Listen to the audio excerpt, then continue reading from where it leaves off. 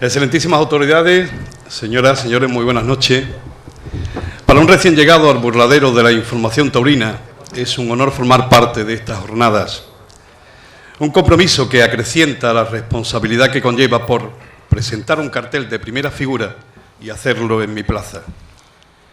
Quiero expresar mi agradecimiento a quienes han tenido el noble atrevimiento de confiar en este aprendiz, ofreciéndome la oportunidad de debutar y de forma excepcional tomar la alternativa, teniendo como padrinos a quienes forman parte de mis referentes profesionales. Todo un inquietante lujo que me ha provocado sensaciones que, aunque respetando las distancias, terreno y fundamentalmente exenta de los matices dramáticos que toda liturgia taurina contiene, pueden ser similares a las emociones que embargan a quienes se enfundan el vestido de torear. Esta nueva experiencia profesional y sobre todo humana reafirma el profundo respeto y admiración que profeso por quienes forman parte de los conceptos que originan y sostienen el universo de los toros.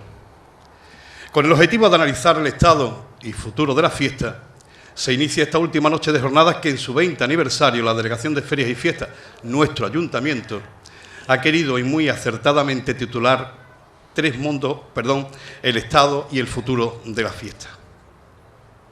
Hoy, en esta mesa, físicamente reflejado en nuestros invitados, a través del ejercicio de sus profesiones, se encuentran equilibradamente representados algunos de esos mundos que gravitan e inspiran en ese espacio de permanente y variada creación artística que emana de la particular lucha del hombre y el toro.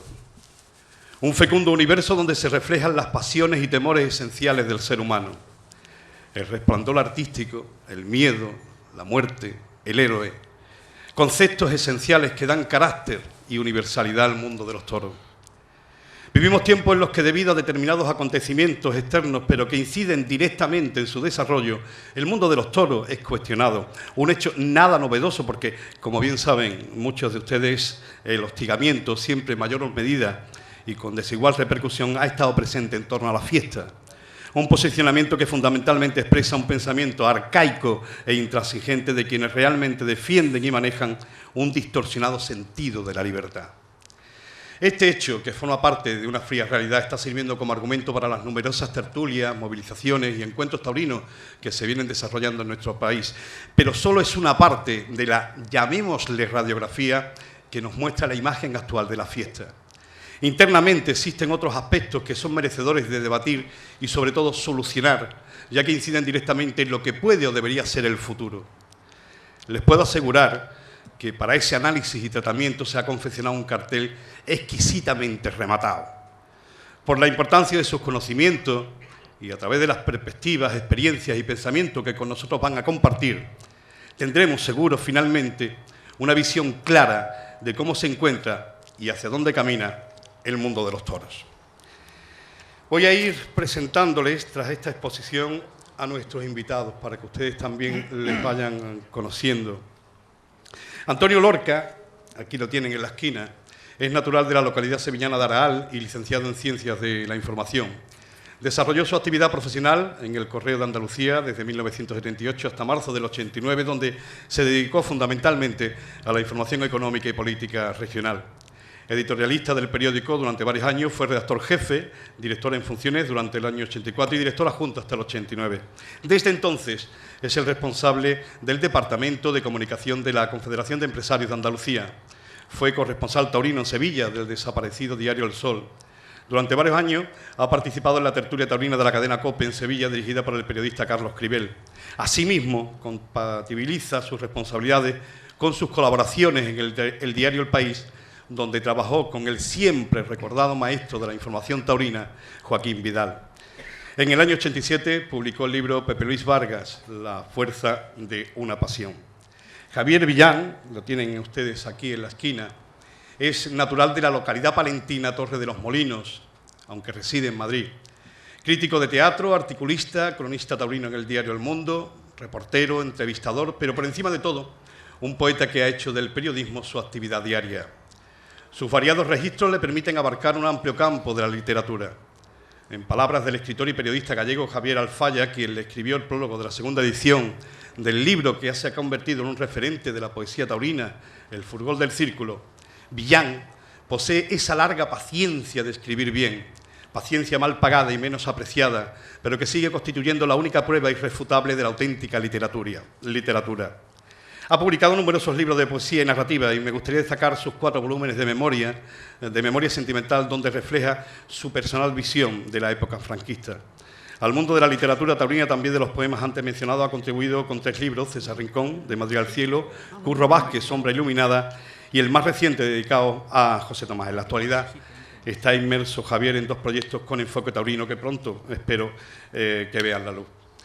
Fernando Fernández Román, aquí tienen, aquí a mi lado, a mi izquierda, quizás sea el más popular de todos nuestros invitados debido al trabajo realizado en televisión española y su repercusión mediática, por supuesto.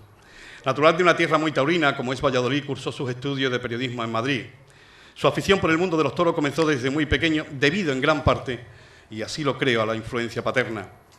Un sentimiento hacia la fiesta de los toros que fue creciendo con el tiempo y que finalmente incorporó a su vida profesional. Prácticamente toda su carrera periodística la ha ejercido en el ente público. Radio Cadena Española, Radio Nacional, donde continúa con la responsabilidad de director informativos taurinos, y, por supuesto, Televisión Española, a donde llegó para encarar todo un reto: llenar el vacío dejado por Matías Prats.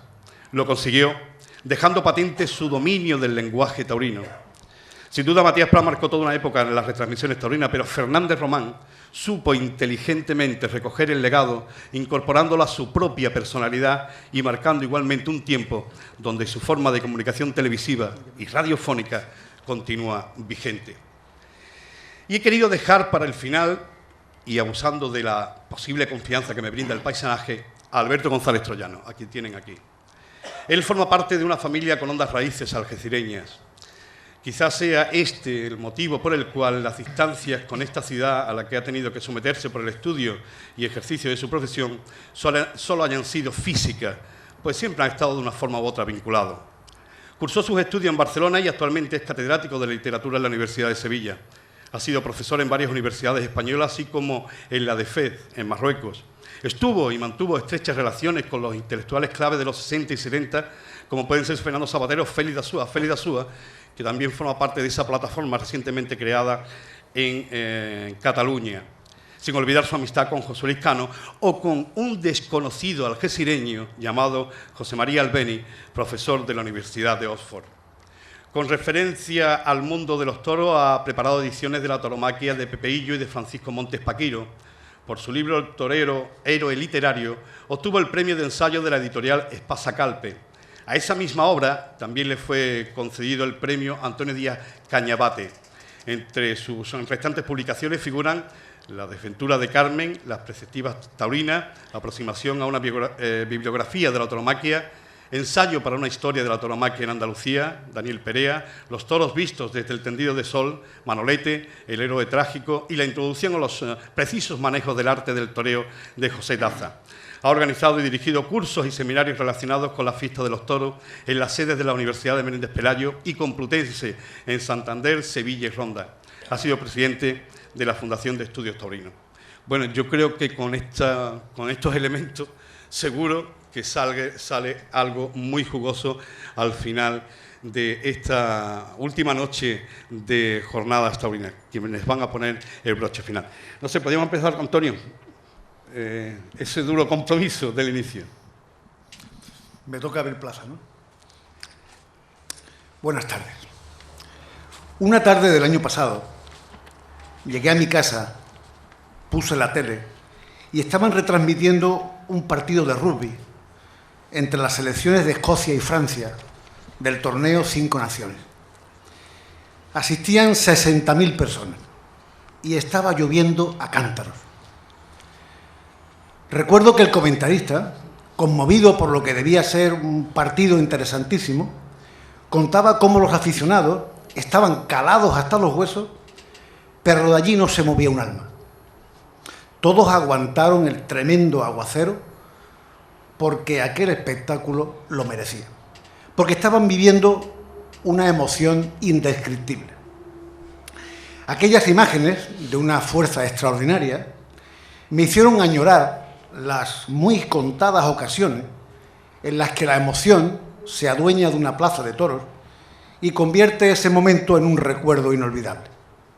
Sin embargo, estos días, pasados de la Feria de San Isidro, he tenido ocasión de vivir una intensa emoción al admirar la figura majestuosa de César Rincón ante un toro de Alcurrucén, transfigurado el torero en un Dios poderoso que nos hizo vivir a todos momentos imborrables. Nunca se me borrará de la memoria la tauromaquia perfecta de un torero en estado de gracia, el Cid, elevado a los altares de la torería por su arte sublime, que lo desparramó en la Plaza de la Maestranza y después lo ha mostrado con generosidad en 3 tardes diferentes en Madrid, pero igualmente interesantes. Tampoco puedo olvidar el valor inconmensurable de Sebastián Castella, un joven torero que llamó con fuerza a las puertas de las ventas, metido materialmente entre los actifinos pitones de sus toros. Y puestos a recordar, ahí queda el emocionante tercio de varas protagonizado por Madroñito, un toro de la corrida de Adolfo Martín, y Marcial Rodríguez, un picador de la cuadrilla de Fernando Robleño. Emociones intensas todas, imborrables. También he pensado que los aficionados al rugby son más afortunados que nosotros. Seguro que domingo tras domingo están dispuestos a aguantar cualquier inclemencia del tiempo con tal de gozar o sufrir con su equipo. Y pienso en qué pocas alegrías entran en la casa del aficionado a los toros y cómo la vida nos ha educado para ser feliz con 1, 2, a lo sumo 3 momentos intensos a lo largo de una feria tan larga como la pasada San Isidro. ¿Por qué la emoción, que es el elemento fundamental de esta fiesta, sin el cual nada tiene sentido, se ha convertido en un bien tan escaso? Se abre la puerta de Chiqueros y aparece el toro. Altanero, bien plantado, desafiante. Se arranca veloz al primer burladero. Vuela hacia el segundo cuando alguien le muestra la punta de un capote. Allí hace un extraño, claudica y anuncia que no es tan fuerte como parece. ¿Cómo es posible que un animal salvaje y poderoso se transforme en un enfermo inválido en tan escaso periodo de tiempo? Se ha borrado de un plumazo la bella estampa que acabamos de admirar. El toro se ha derrumbado en el caballo. Un caballero lo pica trasero y le tapa la salida. Algunos espectadores, muy pocos, se quejan. No hay tercio de quites, no puede haberlo. El de banderillas es un feo simulacro de una suerte pensada para avivar la codicia de los toros encastados. El matador ha tomado la muleta.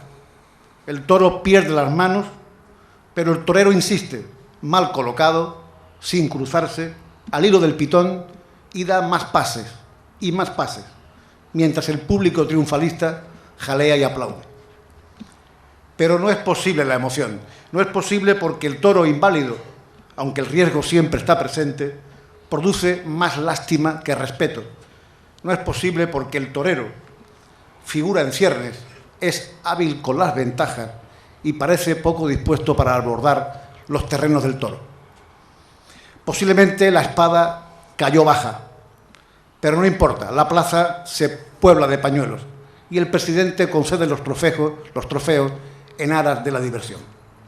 Esas orejas son como una hendidura más en el frágil tronco de una fiesta degradada no por el paso del tiempo, sino por la comodidad y pasividad de sus protagonistas.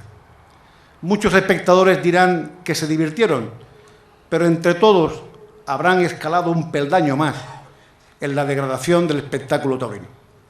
Por desgracia, esta realidad creo que es más frecuente que el recuerdo imborrable de una emoción intensa. Esta realidad forma parte, quizá indisoluble, de la propia fiesta y amenaza con la decadencia absoluta. Pero ¿quién es el responsable de esta situación? Yo creo que somos todos nosotros. Yo creo que son la autoridad, los toreros, los ganaderos, los empresarios, los periodistas y los espectadores. Excluyo a propósito a los aficionados, porque creo que la modernidad ha acabado con ellos y los ha convertido en una especie en extinción, aunque no protegida. Y cuando el espectáculo se degenera y pierde su esencia, cuando la lucha emocionante entre un animal salvaje y un héroe es sustituida por la cursilería de un hombre que intenta ridículos pasos de baile ante un moribundo, ese y no otro es el momento propicio para el ataque de quienes opinan que esta fiesta es de bárbaros y que debe ser erradicada. Ciertamente, la fiesta de los toros atraviesa un momento que podría ser calificado de delicado y difícil. Acabó la temporada pasada con la impresión de que la fiesta era víctima de una brutal ofensiva política que sencillamente pretende eliminarla. Y de todas las acciones que se han llevado a cabo por el Ayuntamiento de Barcelona, la Generalitat de Cataluña, Esquerra Republicana, yo destacaría una proposición no de ley que, a propuesta del Partido Socialista, aprobó el Congreso de los Diputados, por la que se instaba a Televisión Española a que garantizara la emisión de programas infantiles en una de sus dos cadenas cuando la otra ofreciera una corrida de toros. No menos grave es que el pasado miércoles Televisión Española no retransmitiera la corrida de la Beneficencia de Madrid, aduciendo motivos económicos, pero más bien parece que la mano de los socios catalanes del Gobierno estaba detrás de esa faena a los aficionados. Por fortuna, alguien se acordaba de la fiesta y el Parlamento de Andalucía aprobó por unanimidad una moción de apoyo y defensa de la fiesta de los toros en la comunidad autónoma. Sin embargo, tampoco Canal Sur compró los derechos de retransmisión de la citada corrida. Pero somos muchos los que opinamos que los primeros enemigos de los toros están dentro del propio negocio taurino. Enemigos que permiten un espectáculo las más de las veces caduco, caro, aburrido y fraudulento, al que se le va la vida a chorros por la absoluta pasividad de quienes piensan más en su propio bolsillo que en la calidad del producto que ofrecen. Quienes en público o en privado se llevan hoy las manos a la cabeza permiten desde hace años la desnaturalización del toro bravo, que ha pasado de ser un animal admirable a un enfermo taciturno. Los mismos que dicen sentirse ofendidos han hecho un hueco para que se instale el fraude y ellos son los responsables, los máximos responsables, de que los aficionados hayan huido en masa de las plazas. Pero la fiesta tiene, a mi juicio, un problema aún más grave: la dependencia exclusiva del poder público. Y los políticos ya han demostrado su escaso apego a la fiesta. Ellos están más interesados en ocupar un lugar de privilegio en un callejón que en preservar la pureza o defender los derechos de los espectadores. Creo que los políticos se avergüenzan y se acomplejan frente a nuestros socios europeos y se niegan por omisión a defender la vigencia de una tradición cultural española que debe ser renovada, mantenida y protegida. Son los propios partidos políticos presentes en el Congreso de los Diputados los que consideran que los toros pueden herir la sensibilidad de los niños, primer paso para alejarlos definitivamente de las plazas. Si este es el parecer de los representantes políticos, algo muy serio ocurre en este contradictorio mundo de los toros.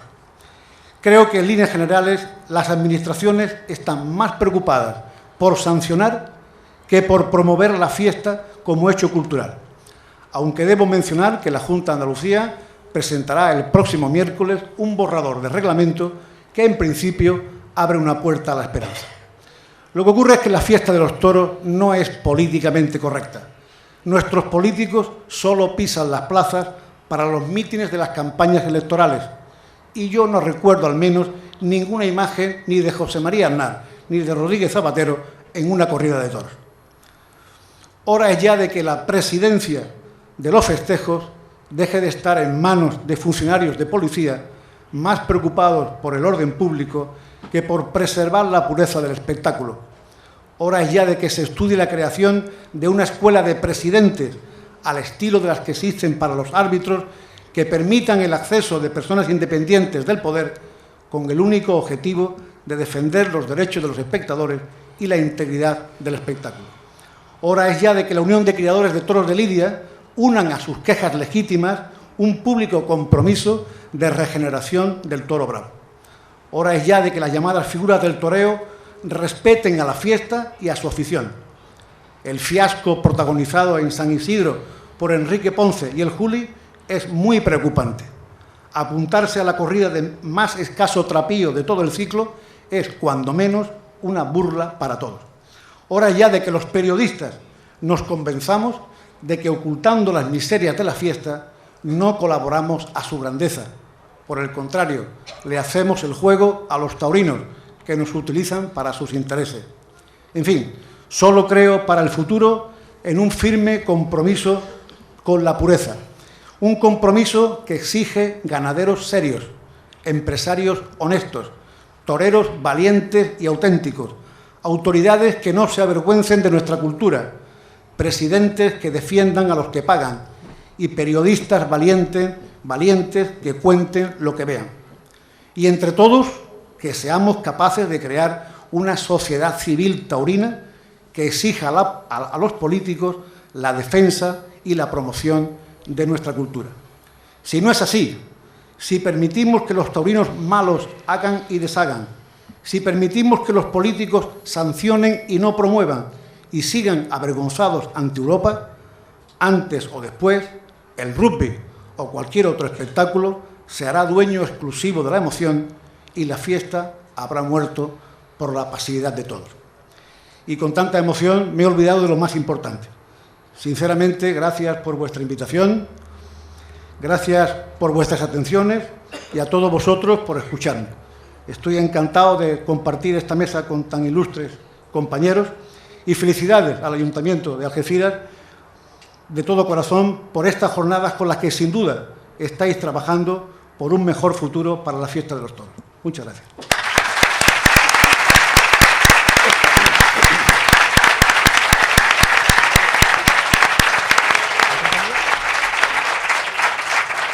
Va a tomar la palabra Alberto González Troyano. Bueno, buenas noches.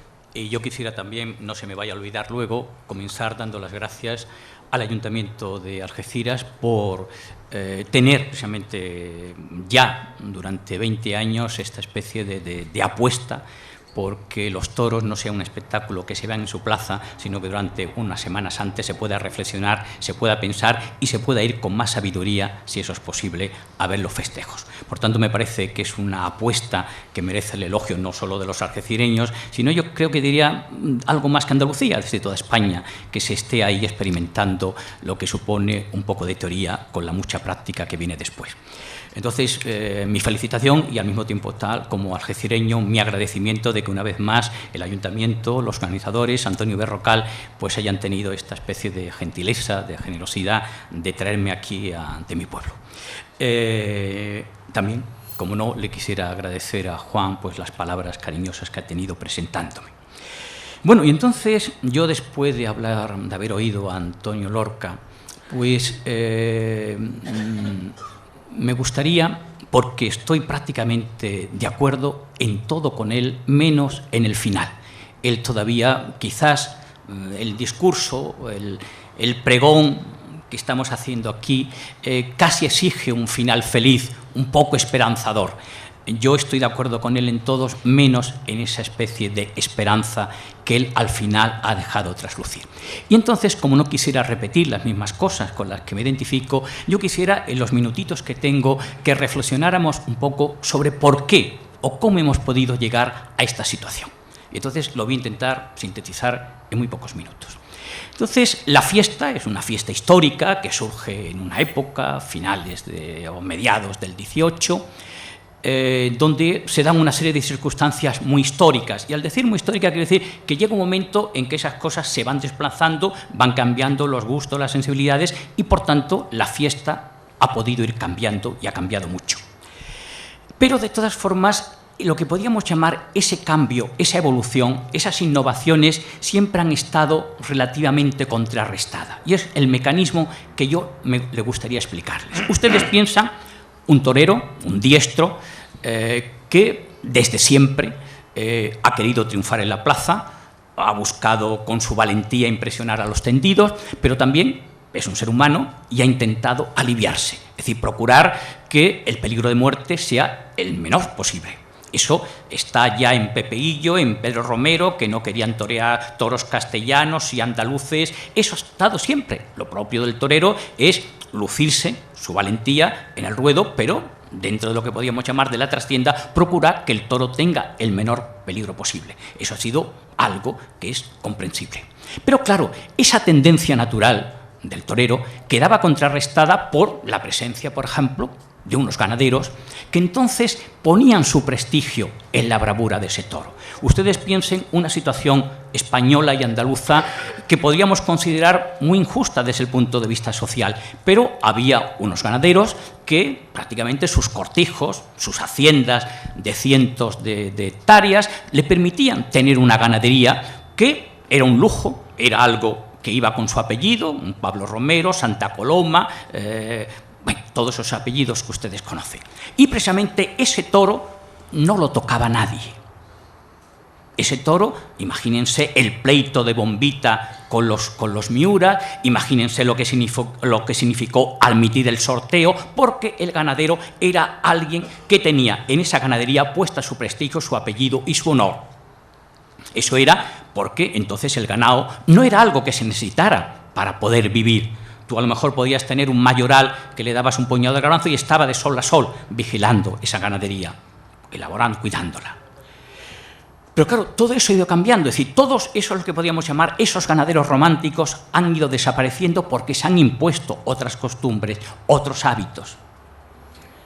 Y pasemos al otro aspecto, el del aficionado, el del público. Es decir, la tendencia que antes decíamos del torero a aliviar el peligro venía contrarrestada, era equilibrada, porque el ganadero era incapaz de que a ese toro se le dejara tocar. Iba su orgullo en eso. Yo todavía recuerdo que me contaba Antonio Ordóñez cómo en una visita a los derramaderos, por citar una ganadería cercana a la de Carlos Núñez, padre, él intentó decirle: mire usted, don Carlos, yo podría ver la corrida que tiene usted apartada para la feria de San Isidro. Y dijo: nunca un torero en esta casa ha visto la corrida que yo ya he apartado. Imagínense ahora que no solo ven la corrida, sino mandan a los veedores para que alfeiten todos los toros. Bueno, pues entonces todo eso ha cambiado muchísimo y tenemos que tenerlo en cuenta. Ahora el ganadero busca otro tipo de beneficio, por llamarlo así, con su ganadería.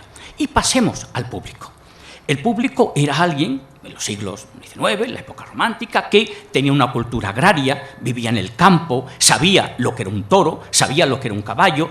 Hermanos de ese perrito que tú paseas y tienes al lado de la televisión, ese animal doméstico, ha cambiado los sentimientos de la gente.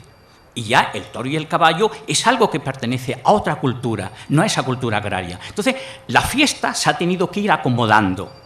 Y por tanto el público ha cambiado de gusto, de sensibilidad, se ha hecho más urbano. Y eso, claro, ha ido imponiendo otros criterios. Pero siempre estaba lo que podíamos llamar la búsqueda del equilibrio, de la armonía, que suponía el gusto, el prestigio del ganadero, el del torero. Entre esos tres poderes se iba buscando un equilibrio en esa evolución. Bueno, pues ustedes ya se han dado cuenta a dónde quiero llegar. Sí, ahora mismo, si nosotros pensamos, ¿quién contrarresta la tendencia natural que puede tener el torero a que disminuya el peligro del toro? Cuando ese torero sabe que por parte del ganadero no tiene absolutamente ningún veto. Puede entrar, puede elegir, puede afeitar, puede drogar, porque el ganadero lo que quiere es vender, porque necesita ese dinero, porque necesita esas cosas. El público, como ha dicho antes muy bien Antonio, ha perdido el conocimiento ese que se transmitía, propio de una sociedad cerrada, agraria, donde los toros era el único espectáculo que te permitía distraerte, que te permitía apasionarte, que te permitía emocionarte. Todo eso se ha ido cambiando, se ha ido desplazando, nos hemos convertido en otra sociedad y los toros han pervivido casi como un milagro. Esto ha sido un milagro que haya durado hasta ahora. Y ahora, pues claro, tenemos que precisamente esos tres poderes que equilibraban, que se hacían mutuamente pequeños forcejeos, que podíamos hacer si tuviéramos tiempo, cómo se ha ido en un momento u otro, ha ido ganando el ganadero, el torero o el público. todo eso ha ido cambiando. Y ahora tenemos prácticamente que hay un mundo, como Antonio decía, el taurinismo, que es el único que lo controla todo. Cuando hay un público que no sabe, que no entiende, que la emoción la puede más o menos encontrar en el simulacro, que sea que se corten orejas o el efectismo que todos conocemos, cuando el público reacciona así, no hace valer su poder. Antes, todos ustedes a lo mejor, los más mayores, han conocido cómo en la plaza había una compañía, o como se llamara, de la Guardia Civil, porque había un miedo de que ese público en un determinado momento se inflamara. ¿Cuántas plazas no se han quemado? Porque no estaban contentos con lo que pasaba en el ruedo. Pero ahora el público lo que busca es divertirse, no emocionarse, sino divertirse. Y por tanto, que se corten orejas, que los toros estén afeitados, que los toros... Les da igual, porque vienen a buscar otra cosa. Y eso es, históricamente, lo tenemos que admitir así. Y los ganaderos, no digamos, ¿qué esperanza puede haber de que la Unión de Criadores quiera regenerar? ¿Qué va a regenerar si esa fiesta ya lo que quedan son 4 o 5 ganaderías que han mantenido un cierto rigor? Los demás, ¿qué ganadero manda ya al matadero una vaquilla? Eso es un negocio como otro. El ganadero romántico ha desaparecido porque han desaparecido las circunstancias históricas que permitieron que eso existiera. Y, lógicamente, si queda el torero y los taurinos que están incluso en complicidad con los demás, pues más o menos, ¿quién puede parar esto? Entonces, tenemos que hacernos a la idea que los nostálgicos de que un pasado siempre ha sido mejor, pues pueden llevar razón. Por esta vez, que siempre los nostálgicos siempre han dicho, los que en la época de Manolete, que se toreaba mejor en la época de Belmonte, que se toreaba mejor en la época de Mazzantini o del Guerra, siempre ha habido nostálgicos. Pero yo creo que es que ahora, es la reflexión que yo les quería más o menos decir, yo creo que ha llegado un momento en que nadie puede contrarrestar el poder que tienen los taurinos, que tiene el torero para aliviarse y para componer la lidia en función exclusivamente de sus intereses. Nadie lo puede contrarrestar, y mucho menos la autoridad, que, como ha dicho también muy bien Antonio, en ese aspecto su discurso me ha servido de referencia, es que esa autoridad no quiere problemas. Yo el otro día escuchaba en un congreso en Chiclana, me parece que se llama Soriano, el director de espectáculo, y decía, bueno, que en ese reglamento que estamos preparando hay que darle la voz al torero, sobre todo, porque él es el que está en el ruedo y conoce mejor lo que pasa en la plaza. Hombre, por descontado que hay que darle la voz, pero no exclusivamente. Y nosotros tendemos a que solo tengan voz esos que, de una forma u otra, son los que se han ido adueñando del espectáculo por culpa nuestra. Pero también, ¿qué podemos hacer nosotros cuando el resto del mundo social ya se ha alejado de las plazas de toros? Y sobre todo se han alejado los aficionados, los que opinaban, los que podían decir, esos toros están afeitados, esos veterinarios que podían parar una corrida, todo eso ha desaparecido. Entonces, yo, como no quisiera ser tan optimista, como por lo menos esperanzador como Antonio, diría, ¿qué es lo que nos queda? Pues yo creo que tenemos que hacernos la idea, mientras podamos mantener algo, un pequeño milagro, pues aguardemos aquí, pero el porvenir ya está ahí trazado. Si algunos de ustedes han ido a la Feria del Toro en Sevilla o en Madrid, ya han visto lo que nos está preparando. Javier Conde haciendo su toreo de salón, Tábora preparando una escenografía, un señor cantando flamenco. Es lo que nos van a dar de aquí a 10 o 15 años. Ha desaparecido la sangre, en Europa estarán muy contentos y la fiesta la hemos acabado de civilizar. Es un poco triste, pero yo de momento no levantaría más esperanzas. Muchas gracias.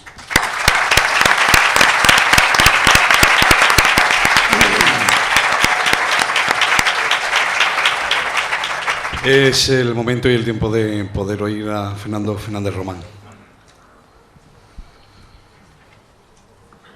Buenas noches.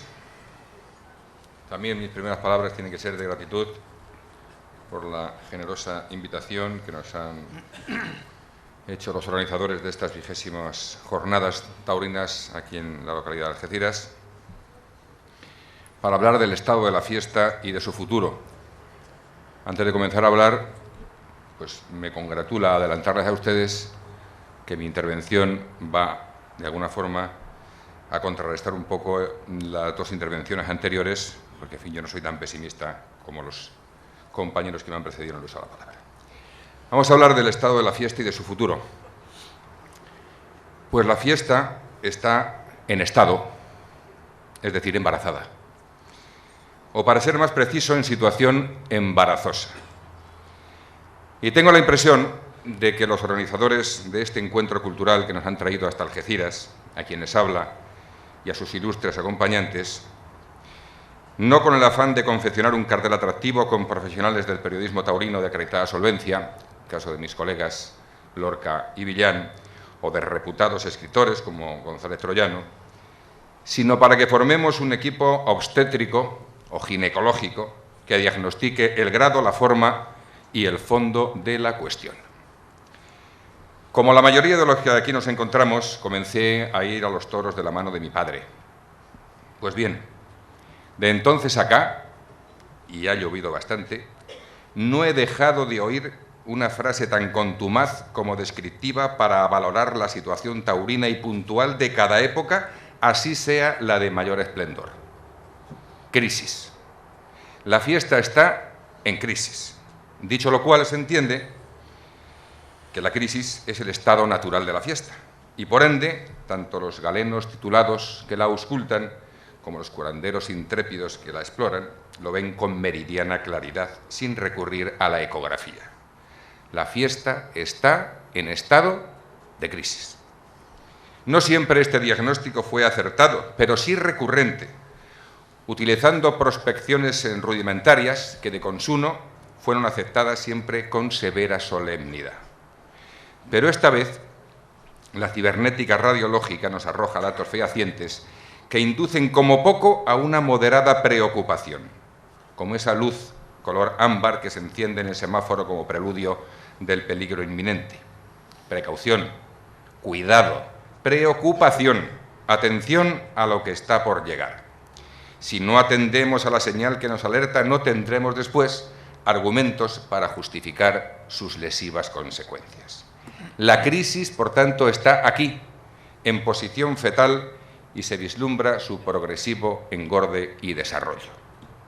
Hablemos, pues, de la crisis y sus porqués. En todo proceso de crisis se acusa una nociva alteración de la materia o los elementos principales del género afectado. En la fiesta de los toros la materia es naturalmente el toro y los elementos principales el torero, el público y los colectivos gremiales y oficiales taurinos o extrataurinos que la rodean. Digamos cuanto antes, ya, para que no haya ninguna duda, y en ello coincido con mis ilustres antecesores en el uso de la palabra, que esta fiesta nuestra se fundamenta en esa conmoción orgánica que impresiona los sentidos y que definimos como emoción. Sin emoción no hay fiesta. Y la emoción la trae el toro, o la debe traer. Por tanto, un elemental silogismo nos conduce a esta conclusión. Sin toro no hay fiesta. Estamos todos de acuerdo en eso. Pero no seré yo quien haga una apocalíptica descripción del toro actual. El tema no es nuevo. El lamento por el toro es tan antiguo como la fiesta misma, habitual compañero de viaje en el vehículo de su lenta pero inevitable evolución. Basta repasar añejas publicaciones taurinas para constatar la inveterada necesidad que manifiestan quienes presencian y valoran al toro en la plaza por motejar su presencia y comportamiento. Escuchen. Toros, ¿dónde están? Cabras, chivos, becerros, gnomos, así llaman los periódicos a las reses que se lidian en la Plaza de Madrid. La frase, textual, está firmada por el reputado escritor taurino Peña y Goñi en referencia a la corrida celebrada en la Plaza de la Carretera de Aragón el año 1891. Pero no hagamos un ejercicio de compilación histórica con frases lapidarias que por su sorprendente vigencia sin duda arrancarían alguna sonrisa en este auditorio. Centrémonos en el tema que nos ocupa, el toro actual. Con todos los respetos a otras opiniones disidentes, el toro de esta época primisecular presenta unas características morfológicas que solo por su aspecto causarían admiración en anteriores generaciones de aficionados, confortando esa atávica inclinación a la añoranza y al lamento por agorar su decadencia. El toro de hoy, tomando como referencia el que se lidia habitualmente en las plazas más importantes del país, es el más corpulento y cornalón del último siglo. Y créanme que esta afirmación se hace, quizá también haya motivado algún respingo reticente, en base a datos contrastados en la nutrida documentación gráfica almacenada en hemerotecas y filmotecas. Y el más bravo también, pero dirá enseguida que ha perdido dureza de patas y de carácter. Quizá porque su crianza y su manejo no se lleva a cabo en su albedrío natural, sino como industria cuasi estabulada, y se selecciona buscando más que el rendimiento, la rentabilidad. Todo ello es consecuencia de la coyuntura por la que atraviesa cada época, de las modas y los modos de torear, de la sensibilidad de los públicos y de las demandas de los poderes fácticos del toreo, como siempre ocurrió. Sin embargo, conviene significar que al toro de nuestros días se le exige más que nunca. Debe pasar el fielato de un reconocimiento macroscópico no siempre atinado o razonable. Debe manifestar fortaleza física para contender frente a la muralla inexpugnable del caballo de picar y no claudicar ante la frecuente carnicería que impunemente le produce el picador. Debe aguantar una lidia fatigante de desmesura capotera. Debe perseguir el viaje largo, curvilíneo y humillado en metraje sucesivo de muletazos. Debe. En el libro mayor de los jurisperitos del toreo, el toro está siempre en el debe. Pero es el toro que tenemos, en una tauromaquia cada vez más afinada, más estética, más perfecta de trazo. No nos engañemos, la que exige la actual sensibilidad de los públicos. Ahora bien, ¿qué ocurriría si a este toro actual tan denostado se le rebajaran kilos y ganara en agilidad? ¿Cómo se comportaría si se modificara drásticamente la suerte de varas, aliviando su rocosa conformación, aligerando el caballo y reduciendo el lacerante corte de la puya? ¿No les parece a ustedes anacrónico que entrando en el siglo XXI se muestre la triste imagen de un equino grandullón estrafalariamente protegido, dopado, cegado por un trapo sucio y tapadas sus orejas por un rebuño de papel de periódico? ¡Qué belleza, qué arte tiene esta suerte de varas en la inmensa mayoría de los casos! Dejo las interrogantes para las conclusiones de esta reunión, como dejo también constancia de la necesidad de un compromiso formal para asegurar algo importantísimo: la integridad del toro, que será otra cuestión objeto de debate. Hecho este somero análisis acerca del toro, vayamos en busca de otro elemento principal en la fiesta: el torero. No hay toreros. He aquí otro ejemplo de plañiderismo ancestral. No será por la nómina que consta en el registro correspondiente hoy día. Más de 250 matadores de toros están en activo, pero no hay toreros. Menos mal que en estos últimos días hemos descubierto en Madrid a César Rincón y al Cid, porque si no parece que el resto no cuentan para nada. El problema no se centra tanto en el torero como en el toreo. El problema es que ahora todos los que se visten de luces, incluso los principiantes, saben torear. ¿Y esto es un problema?, se preguntarán ustedes. Pues lo es, porque lo hacen prácticamente todos de la misma forma, de una forma formal. Grave problema. ¿Y en qué consiste esta formalidad? En una moda. El toreo, según el vigente vademecum canónigo, se debe hacer citando al toro así, con la muleta aquí, medio pecho para acá, esta pierna allá y la otra acullá. Bien, de acuerdo. Esta puede ser una forma de torear, estupenda forma de torear. Unos intérpretes tendrán más gracia o más técnica y otros menos, pero no es exclusivamente el toreo. ¿Se imaginan a todos nuestros radiantes espadas aprendiendo esta mecánica y recitando de carrerilla uno tras otro, toro tras toro, la misma cantinela? No estamos hablando del arte del toreo. ¿No es el arte, por definición, la obra de un genio? ¿Dónde está la genialidad? Los toreros, como sujetos especialmente dotados por la naturaleza y facultados para crear arte, parten hacia la obra con un severo hándicap respecto al resto de los artistas. El soporte que utilizan no es estático como el lienzo, el bloque de mármol o el papel en blanco, sino dinámico, arisco e inapelable. El toro está en permanente rebelión con la obra de arte, se empeña en destruirla, y el torero ha de hacer entrar a ese toro en unas coordenadas desconocidas, no admitidas por su irracionalidad. Y cada una de estas coordenadas es distinta porque componen un estilo, y cada toro es distinto porque lo es su estado anímico y las características de su encaste. De ahí que el arte del toreo deba ser tratado, pues, con carácter universal, sin rigorismos académicos, a expensas de la inspiración. Como dijo Picasso, lo importante es que la inspiración, cuando llegue, te pille trabajando. A mayores, en el caso del torero, debe ser cada tarde y a una hora determinada. El toreo actual se está encorsetando, acuciado por esa otra propensión secular de públicos y críticos, y aquí nos incluimos todos, a ir desesperadamente a la búsqueda del truco. Este es el busilis de la magia del toreo. En el fondo, esta fiesta tan proclive a las pasiones es posible que remueva las de mayor bajura, las que inducen a que parezca mentira que pueda ser verdad. Lo que no es verdad es la paradigmática referencia a los ayeres como espejo inmaculado que devuelve imágenes de pureza. El toro de antes, la lidia de antes, los toreros de antes, los coches de cuadrillas de antes, el botijo, el sol, las moscas. No es una recordación del casticismo, es una invocación a la involución, todo dirigido a la regresión, stop al progreso, a la evolución, a la sintonía con la modernidad. ¿A dónde nos lleva todo esto? Un espectáculo como este, tan nuestro, tan arraigado en nuestras costumbres populares, por supuesto que debe mantener referencias históricas, de indumentaria, de liturgia, de ordenamiento de su desarrollo. Fíjense que uno de los valores más cotizados es el carácter democrático que le distingue del resto de los espectáculos del mundo. El resultado se obtiene por sufragio universal, libre y voluntario. ¿Cómo se concibe entonces que esté regido, vigilado y controlado por sectores policiales, a los que por cierto no han elegido esos votantes, y a su vez actúan de forma dictatorial sobre pretexto de defenderlos? Porque se sigue mirando atrás.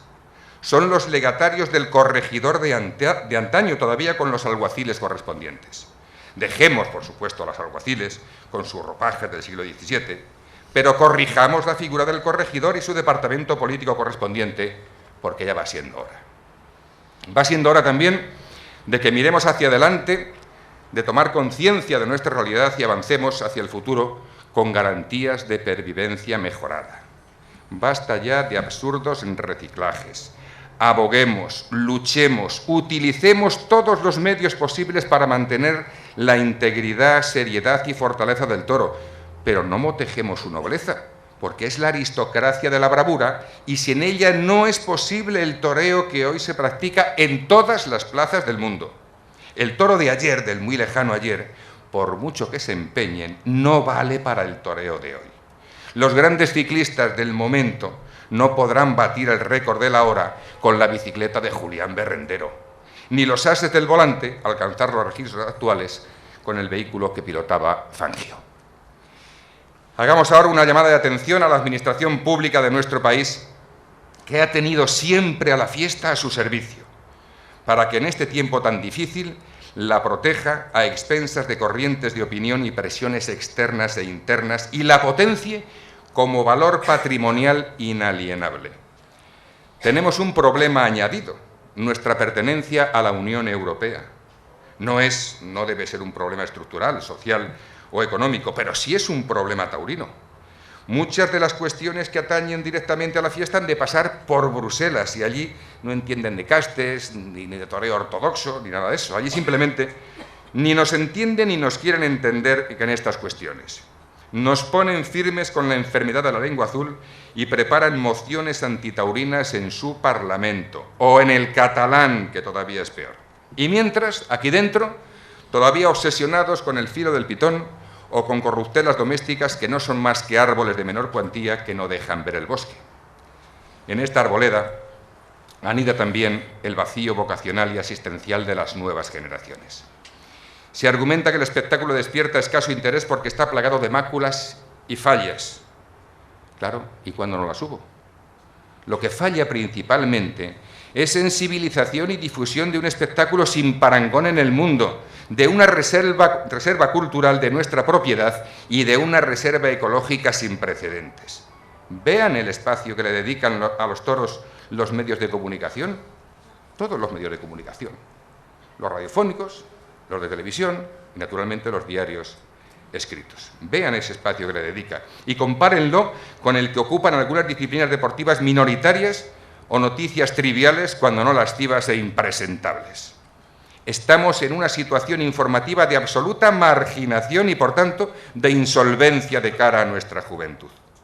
Mirémonos también los periodistas al propio ombligo informativo y apliquémonos la parte de culpa que nos corresponde, a todos los niveles, porque yo pregunto, ¿no habrá una determinada obsesión por incidir en la negatividad? Desde luego, no se debe hacer renuncia de la libertad de opinión, ni se ha de ocultar nada susceptible de denuncia, faltaría más.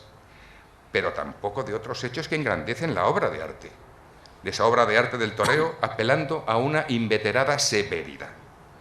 Visitar, por ejemplo, estas costas, donde se abrazan los mares y se miran los continentes, y no destacar su paradisíaca magnificencia, centrándose en la descripción de sus deficiencias estructurales o en la suciedad de algún barrio periférico, nadie lo dudaría en calificar como una acción torticera o de otra forma. Los toros, ¡qué barbaridad! Es todo tan malo, se caen todos los toros. Hay tanta mentira. Este es el mensaje que hemos venido ofreciendo desde hace más de 30 años a las nuevas generaciones. ¿Quién es capaz de apuntarse a este espectáculo cuando a nuestros jóvenes les sobran ofertas de ocio mejor presentadas y más llamativas? Concluyendo, la fiesta está en estado embarazoso porque, invocando a la santa tradición, nos empeñamos en hacerla vieja. Tiramos de ella hacia atrás y se fustiga cualquier intento de innovación, cualquier iniciativa futurista. Vejamos a la vieja, pero necesita un lifting de urgencia. La vieja fiesta se mantiene apoyada en un recio bastón trenzado por raíces históricas, culturales y artísticas, pero necesita comprensión y rejuvenecimiento. Ahora que la tenemos aquí, echada en esta improvisada mesa de reconocimiento, la encuentro en un venerable estado de laxitud, pero no enferma. Está simplemente cansada, afligida por el acoso de la vecindad y ahita de farmacopea familiar administrada sin descanso para paliar supuestos males sin atenerse a los efectos secundarios. A pesar de su ancianidad, del ataque de crisis y de tanto achaque que se le achaca, ¿qué quiere que les diga? Yo la veo guapa. Démosle la mano y ayudémosle a recorrer el camino del futuro, aunque solo sea por una vez. Gracias.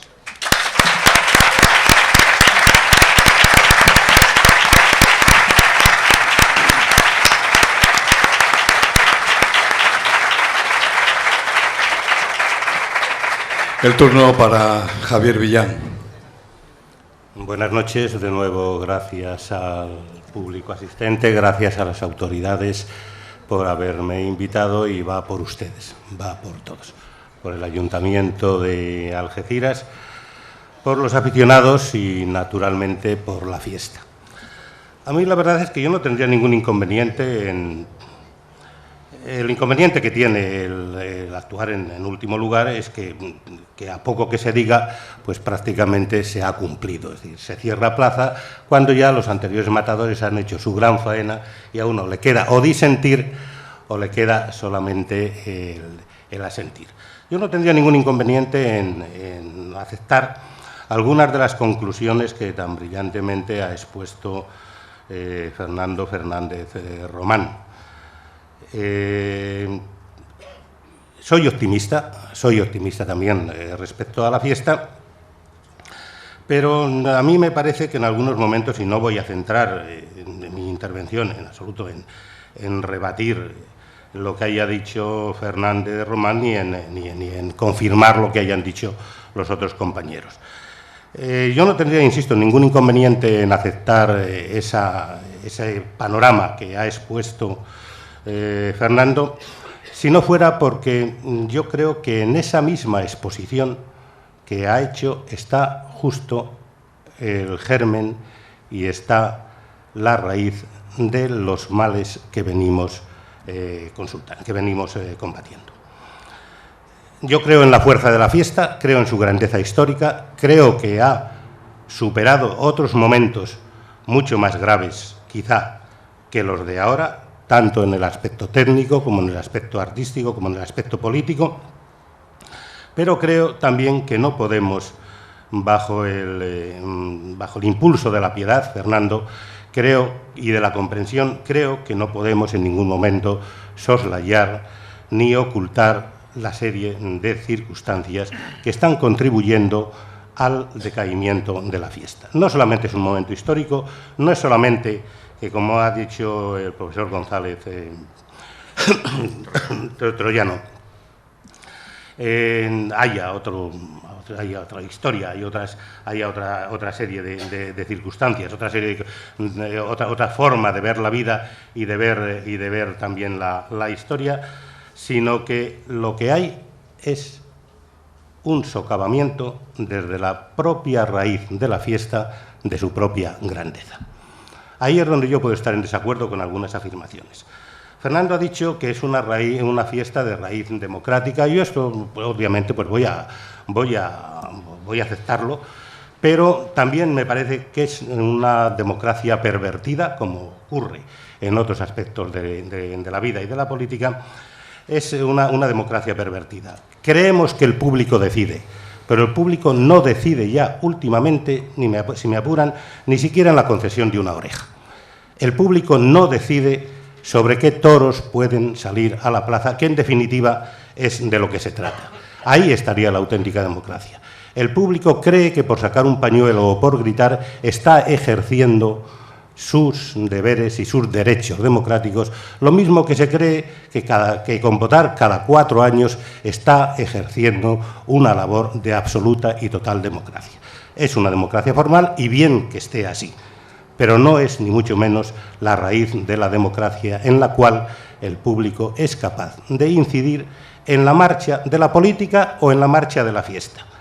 La fiesta posiblemente en estos momentos sea una expresión, si me apuran, anacrónica, pero una expresión anacrónica que tiene tal grandeza, que es de tal manera un espejo y un reflejo de lo que ha ocurrido en España durante muchos siglos, que yo creo, utilizando una frase bíblica, que las fuerzas del infierno no prevalecerán contra ella nunca. No prevalecieron ni las excomuniones de los papas, no prevaleció ni mucho menos, y hablamos de corrida en términos generales, desde que se empezaron a correr toros de una manera o de otra, no prevaleció la excomunión de los papas, no prevaleció que un Alfonso X el Sabio en un momento determinado llamara enfamados, es decir, carentes de fama y carentes de honor a todos los que lidiaban por dinero. Si hoy día fuese así, obviamente todos serían absolutamente enfamados. Hay una raíz, la raíz de mi optimismo en la fiesta es en su propia capacidad de segregar defensas y en su propia fuerza para defenderse y para autodefenderse a sí misma. Frente al... yo soy un optimista, parece raro que yo diga esto en estos momentos, quien conoce el tono de mis crónicas quizás se pueda interpretar como una ironía que yo manifieste mi optimismo aquí. Pero lo manifiesto porque siempre creo que hay una cosa... Yo aprendí hace mucho tiempo la vieja frase de un famoso escritor y un famoso político también, que llegó a decir, frente al pesimismo de la inteligencia está el optimismo de la voluntad. A mí hoy quizá me abandone el pesimismo de la inteligencia en beneficio del optimismo de la voluntad. No es cierto tampoco que no se dediquen... Yo no sé qué entendemos por dedicarle, Fernando, espacio en los periódicos y en los medios a los toros. Yo creo que hoy cualquier torero consume en un periódico de ámbito nacional o de ámbito regional, me da igual, consume mucho más espacio. Se le da mucho más, infinitamente, un tratamiento mucho más amplio que lo que se puede dar a cualquier escritor de alcurnia, a un investigador, a un científico. Ahí están las ferias de repercusión nacional, en la que todos los periódicos, todas las radios mandan sus enviados, envían sus cronistas, mandan sus periodistas con un desembolso económico notable y durante mucho tiempo tenemos hasta 2 páginas dedicadas a la fiesta de los toros. Que esto sea poco, a lo mejor. No sé si es poco o es mucho, pero es infinitamente más de las páginas que se dedican al tratamiento de los temas culturales en los periódicos, y no digamos ya algo que me toca tan de cerca como es el teatro. Ya quisiera yo que el tratamiento que se da en el mundo a los toros, puede que insuficiente, pero ya quisiera yo que la mitad de ese tratamiento se diese a las críticas de teatro. ¿Por qué? Probablemente pues por razones económicas de las de siempre. Hoy día siguen interesando mucho más, se sigue mucho más. Hay lectores de crónicas de toros, pero seguramente a lo mejor no hay lectores específicos de críticas de libros, salvo los propios interesados, y a lo mejor la cultura ambiental, la cultura nacional, no es tanta como para permitir que las críticas de pintura o de teatro o de lo que sea tengan tanta difusión como tiene la Feria de Abril, como tiene San Isidro, como tiene los Sanfermines, como tienen 10 o 12 o más ferias. Por lo tanto, yo creo que no hay un desapego por parte de la prensa ni por parte de los aficionados. Los aficionados siguen esperando el milagro y la regeneración. Y digo regeneración aceptando todas las consecuencias de la palabra. Digo regeneración porque posiblemente, frente a los embates políticos e históricos, frente a la torticera utilización de la fiesta de los toros contra una idea determinada de España, está la tradición histórica de los toros. Los toros no ha habido en ningún momento en un país tan católico como este, como es España, ni siquiera, insisto, las excomuniones de los papas lograron abolir, sino transitoriamente, las corridas de toros. Y hubo un rey que se llamaba Felipe II, que fue capaz de plantarles cara a las excomuniones de los papas y decir: en la sangre de los españoles está el correr toros. No querrán ustedes que un pueblo tan fiel y tan católico como el español se vuelva contra Roma precisamente por la prohibición de las corridas de toros. Las corridas de toros han aguantado muchos embates. Que históricamente ha habido las mismas lacras que ha enumerado Fernando Román, pues seguramente que sí. Lo que ocurre es que yo creo que tenemos un peligro en estos momentos, de aceptar como normal lo que es o debiera ser una excepción. El estado del toro de Lidia no es bueno. Y no nos vale decir que es en estos momentos cuando más trapío arroja el toro de Lidia, cuando más cuernos saca y cuanto más presencia y más kilos tiene. No, la cuestión del toro de Lidia nunca ha sido una cuestión de volumen, aunque haya habido una etapa histórica bastante reciente, o al menos no demasiado lejana, en la que por encima del trapío o por encima de la estampa de cada encaste, ha primado el volumen y los kilos, o se ha defendido precisamente un toro que no embiste, un toro que apenas crea dificultades, un toro que sale ya picado, y ahí es donde está realmente el gran problema de un tercio de varas en situación casi de extinción, y que si realmente se extingue el tercio de varas por la debilidad congénita ya que saca el toro, estaremos en el primer momento, o en el segundo, o en el tercero, no lo sé, de la extinción de la fiesta de los toros. No podemos en ningún momento asistir a esa carnicería que se ha señalado, no podemos asistir, ni mucho menos indiferentes, a ese destrozo que se hace con el toro, como si no saliera ya suficientemente destrozado de chiqueros y de los toriles. No se puede en ningún momento convertir lo que ha sido siempre una suerte torera en una suerte carnicera, como es hoy la fiesta, como es hoy la suerte de varas. Por todo esto, yo creo que hay una raíz. La raíz fundamental está en la falta de casta del toro. Puede haber habido otras etapas históricas en las que, bueno, después de la guerra todos sabíamos por qué razones había que aceptar el utrero, no porque embista mejor, como se ha teorizado o se quiere teorizar en algunos momentos, posiblemente embista mejor, con más inocencia, Y esto no es bravura, es obvio que eso no es bravura. Después de la guerra hubo que aceptar un tipo de toros, lo explica muy bien Julio Urrutia, un crítico al que yo no llegué a conocer, pero cuyos libros cada vez me atraen más.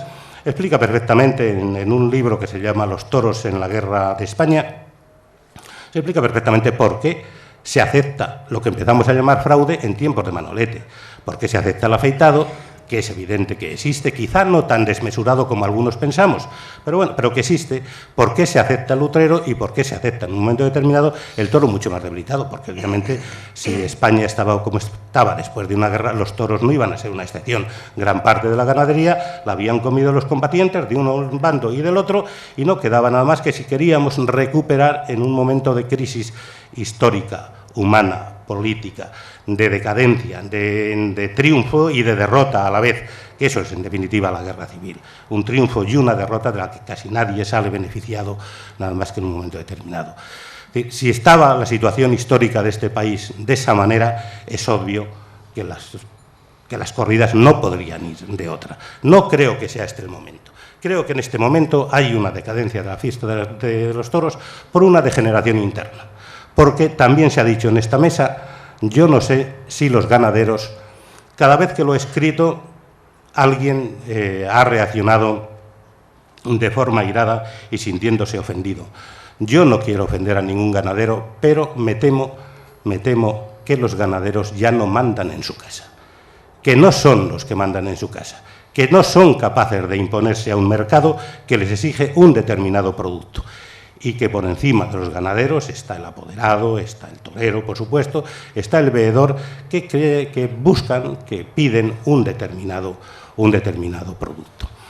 Los toros, y en esto también estoy de acuerdo con algo que se ha dicho en esta mesa, han tenido siempre un frente hostil que ha ido desde los papas hasta el pensamiento ilustrado, desde Pío V hasta Jovellanos, desde la generación del 98, menos Valle Inclán, prácticamente toda ella antitaurina, y han sobrevivido a eso.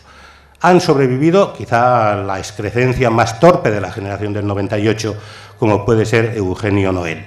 Eugenio Noel llegó a escribir algo tan brutal como decir que de las plazas de toros salen todos los crímenes de navaja, sale la lujuria, sale el flamenquismo y sale toda la lascivia y la degeneración moral de los españoles. Todo eso se enlaza con un casticismo exagerado y nos da la visión que tienen hoy, por ejemplo, que no creo que sea el mayor peligro que se tiene hoy en Cataluña. Y quizá con esto ya pueda terminar.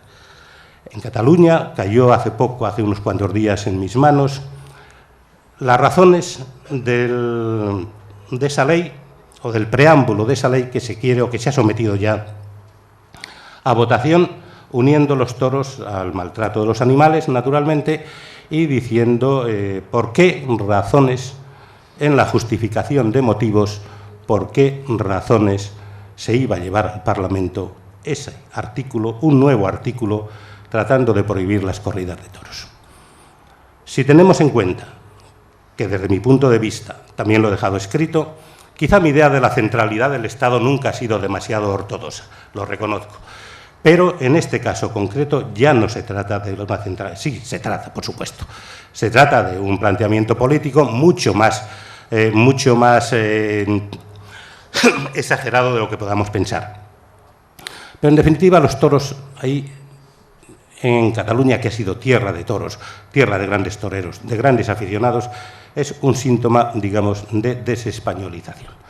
Cuando se quiere terminar con todos los signos de una centralidad del Estado, se empieza por negar los más evidentes. Y la evidencia de fiesta nacional, que yo nunca le llamo nacional, por respeto a muchos nacionales, tan nacionales como yo o tan nacionales como cualquiera, que no les gustan las fiestas de los toros. Pero lo que sí es cierto es que se identifica con el ser de España, con la tradición de España, y que por ahí van absolutamente los tiros en Cataluña. Eliminar las corridas de toros es eliminar uno de los síntomas. Yo creo que no el más importante.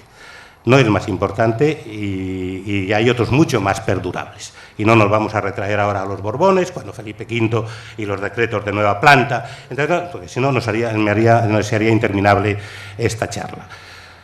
Resumiendo, en ese preámbulo que yo cito y que no tengo aquí y que voy a citar de memoria, Eugenio Noel se llega a quedar corto en todo lo que dice en respecto a ese preámbulo que se está sometiendo ahora a votación y que es lo que explica las razones por las cuales en Cataluña se va a votar. Se va a votar a favor o en contra, supongo que en contra esa ley. Dicen, los maltratadores de animales y, por supuesto, los aficionados a los toros somos maltratadores de animales, somos proclives a maltratar a la propia esposa, maltratar a los viejos, maltratar a los niños y maltratar a los emigrantes. Esto está escrito en la justificación de razones para introducir y llevar al Parlamento esa norma, ese artículo que modifica la anterior ley de protección de los animales.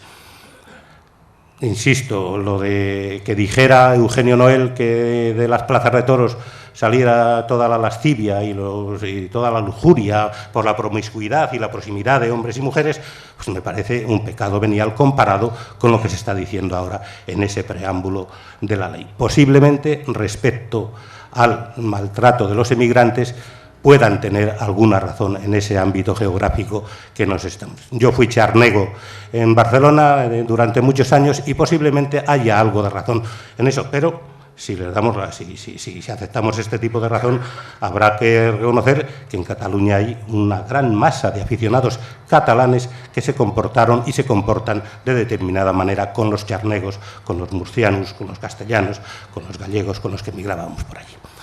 De todo lo cual, como pueden comprender, se deduce mi optimismo respecto a la pervivencia de la fiesta, siempre que todas estas lacras que hemos enunciado aquí en esta mesa se corrijan, pero no echemos culpa a los factores exógenos. El principal problema son los factores internos, aunque se hayan repetido históricamente. Se han repetido y se han superado, pero se han superado, yo creo, porque nunca esos elementos se habían considerado como un elemento consustancial de la fiesta, sino como una alteración de la historia del devenir de la fiesta. Si logramos esto, posiblemente la fiesta continúe como ha continuado, pero regenerada y con mucha más potencia. Muchas gracias y buenas noches.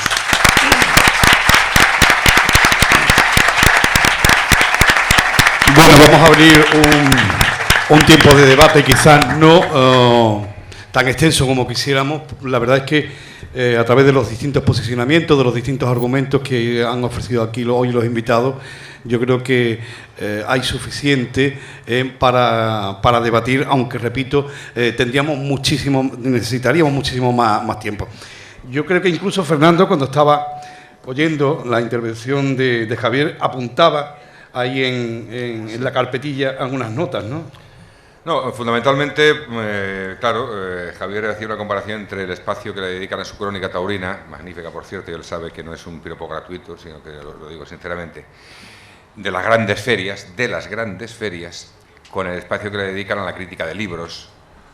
Pero claro, yo no recuerdo que se le haya dedicado demasiado espacio en otras épocas a la crítica de libros, por ejemplo.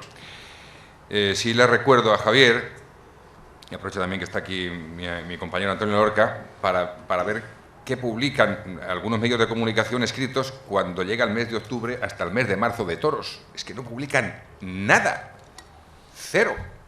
O sea, las noticias de waterpolo tienen mucho más espacio que cualquier noticia taurina y se producen noticias en América, incluso en España, cosas que convendría, no siendo que, bueno, que la Plaza de las Ventas esté en litigio para que se cambie de gestor, ¿no? Bueno, a eso me refería. Y, hombre, yo tengo una experiencia dolorosa en lo que es la comunicación audiovisual, o sea, los programas de televisión. Ahora, afortunadamente, este año, al final, no sé por qué razón abstrusa, yo me alegro muchísimo, le han colocado una hora que alguien lo puede ver, el programa de todos. A las 2 de la mañana es difícil verlo. Los programas de radio son de madrugada, dirán lo que quieran los que lo oyen no sé cuántos miles de millones, son de madrugada, de 1 a 3 de la madrugada, está oyendo la radio la gente que está oyendo la radio, y no necesariamente todos están oyendo los toros. Y en Radio Nacional de España se pasa de Radio 1, que es la primera emisora de esa empresa de comunicación, a Radio 5, que queramos o no, está en una segunda escala. O sea, que progresivamente se nos va marginando, progresivamente, las retransmisiones de corridas de toros, pues cada vez menos, cada vez menos. No sé qué va a ocurrir en un inmediato futuro. Pero desde luego es porque no interesa a los grandes propietarios o los grandes directores de los medios de comunicación la fiesta de los toros, nada más que en San Isidro, en San Fermín, en Fallas. Hombre, y también se dan festejos taurinos a lo largo de la semana, en muchas plazas importantes, en fin, bueno, el país y el mundo, por ejemplo, y el ABC tienen también un espacio para dedicar a Barcelona, que es importantísimo. Barcelona, yo creo que además es que merece una especialísima atención en estos momentos tan delicados, ¿no? Y eso es lo que estaba apuntando fundamentalmente, que los medios de comunicación, querámoslo o no, están progresivamente marginando la información taurina. Eso es evidente, vamos. Bueno, podéis intervenir, Sí, yo bueno, creo que bueno, a ver si hay incluso algún- yo abriría ese debate a todos ustedes, por cambiar un poco la fórmula que estamos llevando en estos días. Es decir, abrir esta mesa hacia todos ustedes y que, por supuesto, seamos todos protagonistas de esta última jornada. Así que pueden intervenir en el momento que quieran, pues levantando la mano, y nuestro amigo Pepe le llevará el micrófono. Quien quiera opinar, pues el micrófono también está abierto, ¿no? Bueno, Y si si no, no hay nadie, pues sí. sí. Bueno, yo sobre el papel de los nostálgicos y de los integrados, decía, hay unos apocalípticos que piensan que siempre han pensado, ya en el siglo XVI está un autor de un tratado de equitación que ya dice que, bueno, que como se toreaba en la época de su padre ya no se torea. Pero claro, el nostálgico hace una función, por decirlo así, que contrarresta las innovaciones excesivas. Es decir, que no podemos ver un nostálgico como alguien que siempre se está lamentando, sino como alguien que tiene la referencia, la memoria de un pasado y quiere que precisamente la evolución se vaya haciendo de acuerdo con esas pautas. Por tanto, no podemos pensar que el nostálgico es un personaje que ha jugado un papel negativo, sino más bien de contrarrestar la evolución. Pero luego, dejando eso aparte, me parece que es importante ver la fiesta como un conflicto de fuerzas, un conflicto de poderes. Entonces, cuando aquí hemos hablado, o han hablado, de que la fiesta se puede regenerar, que la fiesta hay que darle a poner una última ilusión, que todo eso, pero esa regeneración, ¿quién la va a imponer? ¿Quién la va a pedir? ¿Quién tiene fuerza para contrarrestar en estos momentos a las otras fuerzas que se la están llevando por su propio camino y por sus propios intereses? Es que lo que no veo es quién puede contrarrestar ya la iniciativa, la voluntad de llevar la fiesta por un determinado camino. Yo les he intentado hacer ver, de una forma quizás un poquito rápida, que precisamente si la fiesta se había conservado hasta ahora es porque había una especie de fuerzas que se equilibraban, que las innovaciones eran contrarrestadas con las opiniones de otro, pero es que en estos momentos solo veo una fuerza que es la que actúa, que es la que impone sus criterios y la que va, por decirlo así, haciéndose dueño de todo lo que pasa. Entonces, ¿quién va a regenerar la fiesta? ¿Quién va a impedir eso? La propia fiesta, la fiesta es una entidad abstracta. Ahí lo que hay, unos individuos, unos intereses, unos personajes, y si alguien no contrarresta, esos personajes van a continuar siempre jalando hacia sus propios intereses. No sé si, Antonio, a ver si podemos acercarle el micrófono. Un segundito, a ver, por el micrófono. Voy a hablar ya porque ya es que llega el momento. Ahora mismo hay anunciado una corrida de toros en el bosque. No da pena al Estado el que dé el dinero ese, da dinero para esa granujería de 4 burras, 4 ponéis. ¿Cómo lo permiten eso? ¿Eso hace afición o tirar esto por el suelo? Sí. Ahí va el de Córdoba, Filito de Córdoba y el bailarín de Málaga. Vamos, por Dios. Eso es una corrida de toros.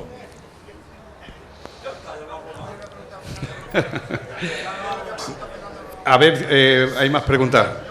Tenemos más preguntas por allí, por la esquinita. A ver. Dígame usted, ¿por qué televisan tantas corridas de toros? Y es posible de no llevar el público a los toros, que no hay nadie en los toros. Si vemos una corrida en la casa, en la butaca, otra corrida, otra corrida. Cuando hay una corrida, no va nadie a los toros. ¿Es posible eso? ¿Es posible? No lo he entendido, me perdono. ¿No me ha entendido? No. ¿Cómo te lo he Disculpe. dicho?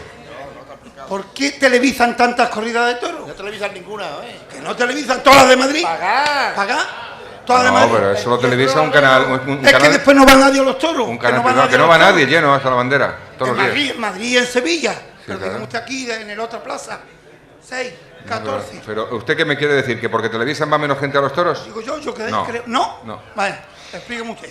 No, pero fíjese rápidamente. lo que le voy a decir. Voy a reconocer un error. Cuando Canal Plus en el año 92 se quedó con la exclusiva de toda la feria de San Isidro, yo, lo digo con toda humildad, creí que aquello, pues, por sentido común, que iba a ser lesivo para la fiesta de los toros. Hombre, si te lo van a dar por un precio simbólico prácticamente, muy baratito, no irá nadie a los toros. Pues fíjese usted que ha sido al revés. Ha sido al revés. Y le voy a decir más. Si no se televisara la feria de San Isidro, y ojalá se televise muchos años, lo haga quien lo haga, no iría la gente a los toros. Y le voy a decir por qué. Tengo conocimiento de causa para decírselo. Cuando en Vía Digital, en el año 98, comenzamos a hacer la feria más importante de España, cuando llegamos a Madrid, a mí uno de los empresarios, uno de los hermanos Lozano, me dijo una cosa curiosa, a la que yo me negué, porque yo estaba, en fin, haciendo el organigrama de las retransmisiones, y me dijo, Fernando, caritas, ¿eh? Hay que sacar muchas caritas. Digo, ¿cómo que caritas? Sí, hay que sacar caras, muchas caras, que el público se vea en la televisión. La gente viene aquí a que le vean en la televisión, si no, no vienen. Digo, ¿qué me están diciendo? Aquí hay que sacar al toro y al torero, y se acabó. No, caras, muchas caras, muchas caras. Era importantísimo sacar las caras. ¿Sabe usted por qué? Porque la gente va a que le vean. Y va porque se televisa, si no, no iría. Fíjese usted qué contrasentido. Yo reconozco mi error. O sea, eso es fundamental. Y la difusión de la fiesta es fundamental que la televisión se meta. En el siglo XXI todo lo que no aparece en una pantalla de un ordenador, de un televisor, no existe. No existe. No le dimos vueltas. Un ordenador o una pantalla de televisión digital, terrestre o con la que venga. Pero como no aparezca, esta fiesta se va al garete. Cualquier espectáculo, ¿eh? Lo que no aparece en una pantalla en este siglo no existe. O sea que eso es fundamental. Que usted pueda ver la feria de Bilbao, la feria de Albacete, la feria de Valencia, la de Falla, en la televisión, es algo grandioso. Lo que pasa es que ahora, bueno, lamentablemente, pues no se hace como se hacía antes en lo que a cantidad se refiere. Otra cosa es cada uno que haga como lo estima oportuno. Pero fíjese usted que el mismo error que usted apuntaba lo he tenido yo y reconozco ese error y es fundamental, amigo, la televisión. Gracias, Fernando. Dos últimas preguntas. Juan estaba antes, si no te importa, Pepe, y luego la última rápidamente porque nos estamos entendiendo mucho en el tiempo. La verdad es que les veo ansiosos por preguntar, ¿no? Eso es positivo. Esto no va. Ahora va. Bueno, esta pregunta va para toda la mesa, especialmente para el señor Lorca. En estos últimos tiempos, como él se ha metido un poquito en la política, en estos últimos tiempos estamos viendo más toros que en esos años pasados, ¿no? Y lo estamos viendo a una hora que los podemos ver todos, no antes como ha dicho Fernando, a las 2 de la mañana. Hoy, esta temporada a las 2 de la tarde, tenemos un programa en Canal Sur de toros, tenemos un programa en Tendido Cero de toros, tenemos 2 programas como son Carrusel Taurino los sábados y domingos de toros, y aparte se habla de toros muchísimo más que en los últimos 8 años pasados, ¿no? Cierto. Y es lo que le quería decir al señor Lorca, incluso con la oposición catalana. Antonio, si quiere intervenir rápidamente, lo que sí pediría preguntas y respuestas rápidas. Es que tampoco sé qué me está preguntando. Que ahora se ven más toros. Me parece muy bien. No, quiero decir En Andalucía sí. que yo estoy encantado de que se vean más toros. No he querido contraponer la situación actual con la anterior. Si se ven más toros, no hacen más que la obligación que tienen con los aficionados. Pero que estoy encantado de que haya más toros ahora. Pero que antes del planteamiento es que precisamente... Rápidamente, Juan. Sí, un segundo. Es que precisamente tengo unas palabras suyas aquí, ¿no? Que estábamos viendo menos toros que anteriormente. ¿Por qué? Por una situación política de la oposición catalana de pres y maneje, ¿no? Y yo, como soy un andaluz muy cerrado, quizás no me explique mucho bien por no tener muchas tablas en estos temas. Pero le digo que hoy en día, hoy por hoy, se está cuidando mejor las fiestas que tiempos atrás. Tenemos, bueno, hay varias.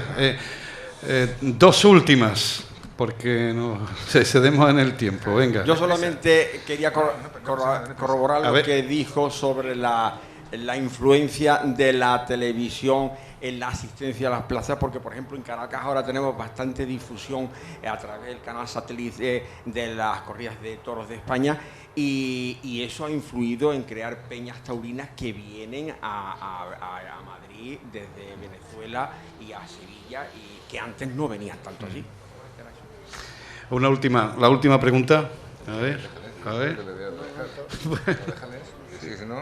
Don Fernando, buenas noches. Buenas noches, señor. De lo que se refiere usted a que los toros antiguos a los de hoy, que con la bravura y la resistencia que tienen hoy, si estuvieran en el campo con la misma extensión que tenían en los años, por ejemplo, 40 al 60, donde los pastos y los piensos que se le daba eran todo a base de la arveja, grava, garbanzo negro, que era la más importante que se le daba a las corridas.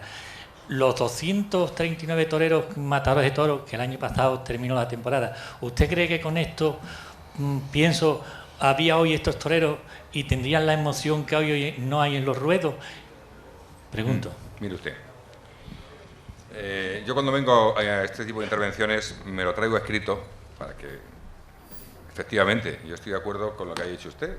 El torero no se cría en su albedrío natural como antaño, y el manejo no es el mismo, evidentemente, es una cosa de cuasi estabulada, he dicho, me parece la frase ha sido así, y se busca no tanto el rendimiento como la rentabilidad, así lo he dicho, eso está claro, pero mire, de los 250 matadores de toros que usted enumera, quite usted 10, y los otros 240 se las tragan las más gordas y las más fuertes del mundo, como siempre ha pasado, proporcionalmente, como siempre ha pasado. O sea, usted coge los carteles del año 44 a la Feria de Abril de Sevilla y torean Manolete las 4 tardes y Pepe Luis. Y una con Ellos Arruz, otra Pepe Martín Vázquez y otra al andaluz. Y se ha acabado. Y siempre ha pasado lo mismo. Siempre hay un dominio de una serie de toreros que son los que les interesan a los públicos, porque son los que interesan a los públicos. Oiga, los empresarios ponen a lo que ellos creen que más aceptación van a tener en la taquilla, a los que van a ver el espectáculo. Pero usted me dice, si comieran algarrobas los toros, es que, oiga, si es que no comen algarrobas, si es que estamos viviendo otra época, si es que no podemos ir ahora por la algarroba, ahora comen otro tipo de alimentos, pero no los toros de lidia, cualquier animal bovino de este país y de Europa. No vamos ahora a soltar a los toros a que coman algarrobas, primero que ni se siembran ni los hieros, no se siembran esas cosas, estamos en otra época. O sea, tenemos que ser conscientes, que es lo que yo quería decir al final, que estamos en el siglo XXI y tenemos que instalar esta fiesta en el siglo XXI, y si no la instalamos y la queremos meter en el XIX, acabamos con ella. Y tenemos que ser conscientes de eso, que en el año 28, con la dictadura de Primo de Rivera, alguien desde el gobierno decidió ponerle un peto a un caballo. Yo no sé, pero me imagino que mi abuelo, mi bisabuelo, o los abuelos de los que están aquí presentes, los bisabuelos, se echarían las manos a la cabeza diciendo, se acabaron los toros. Porque claro, ¿qué va a ser de esta fiesta, pobre fiesta, con ese peto masifaldero, esa, si me permiten la expresión, y pido disculpas a todo el mundo, esa mariconada de un caballo, le ponen un peto, esto ya no, la fiesta se ha convertido en un esperpento.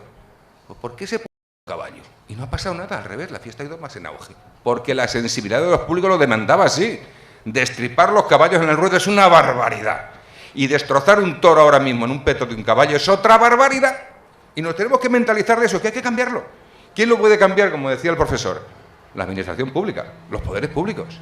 Si no hay otra forma, cambiando al Ministerio de Cultura y que alguien pueda crear un ente público, el que sea, para que se preocupe de esta fiesta. Un Consejo Superior Taurino, lo que sea. Un secretario de Estado para la tauromaquia, lo que sea. Alguien se tiene que preocupar de esto, pero esto hay que regenerarlo. Y lavarle un poquito la cara. O sea, no podemos estar pensando otra vez en que si ahora sale el toro de los hieros. Bueno, ¿y a quién sacamos? ¿A Domingo Ortega? Que dé 4 muletazos así y se vaya para acá, andando para allá, y le coge el pitón al toro. Vamos, no torea ni 2 corridas. ¿Por qué? Porque la gente quiere otra cosa. La gente quiere que no le enganche nunca la muleta al torero. Anda, que no es difícil. Que el toro aguante no sé cuántos muletazos y más muletazos y lidia fatigante y al caballo, otra vez al caballo. Oiga, sí, el toro ha perdido fuerza, ha perdido casta, lo sabemos todos, lo hemos repetido 1000 millones de veces. El toro está manipulado en los pitones, sí, lo sabemos. pero muchas veces para sacarle punta, ojo, porque si no, no pasa el reconocimiento. O sea, hay toros que están afilados para que pase el reconocimiento, los veterinarios lo pasan. O sea, hay fraude, pero en sentido positivo y en sentido negativo, que lo sabemos. Pero tenemos que instalarlos en la fiesta en la modernidad. ¿Qué pasa? Pues que habrá que cambiar la suerte de bar, y habrá que cambiar muchas cosas, habrá que cambiar el Ministerio del Interior. O sea, un policía ya no puede ser el que maneje una corrida de toros. O sea, usted es empresario. Yo no quiero defender ni a empresario, ni a torero, ni a ganadero, ni a nadie. Me da igual. Usted es empresario. Usted invierte en una empresa. Aquí en esta plaza. Habrá dado que estamos en una plaza de toros. No sé, el empresario está dorado aquí, ¿no? Me parece. Bueno. Y usted organiza una corrida de toros, se gasta su dinero, le hace la promoción, va a ver los toros, los compra, da una señal, no sé qué, se gasta, invierte, la anuncia, abre la taquilla, compran las entradas y luego llega a las 12 de la mañana un señor y dice, desechaos los 6. A lo mejor es verdad. A lo mejor los veterinarios, los toros la verdad es que no tienen, o están enfermos o algo. Pero ¿y si no lo es? ¿Qué responsabilidad tienen estos señores? ¿Usted se ha parado a pensar en eso? Yo he presenciado cosas realmente, vamos, canallescas.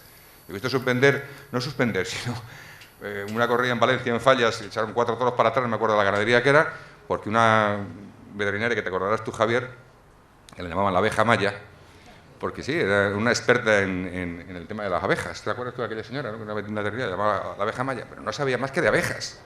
Echó para atrás 4 toros, uno de ellos porque estaba triste. Sí, estaba el animal ahí echado en los corrales, toro triste, es que esas cosas, eso hay que cambiarlo. O por lo menos que tengan un paralelismo entre las atribuciones y la responsabilidad, como en todas las profesiones del mundo, todas las actividades. Entonces, no empecemos otra vez con los hierros, con el toro de los hierros, porque el toro de los hierros no existe ni va a existir nunca. Existirá otro tipo de toro. Oiga, que salen los toros en Madrid, que no se ha caído ni un novillo, Vamos a decir la verdad, es que no se han caído los toros hoy, este año en Madrid, comparados con otros años. No se han caído, han embestido muchísimos toros. Del Pilar, ganadería que dicen comercial, unos pedazos de toros impresionantes, han embestido 5. Hasta de Atanasio. Oiga, sí, en el estilo de Atanasio, mansones, pero también es una forma de embestir. Esa mansedumbre encastada tiene su lidia y le vale para torear. Y te coge un toro de esos y te mata como mató Montolío en el año 92 un toro. O sea, que el peligro está ahí. O sea, que vamos a no seguir con el reciclaje, por favor.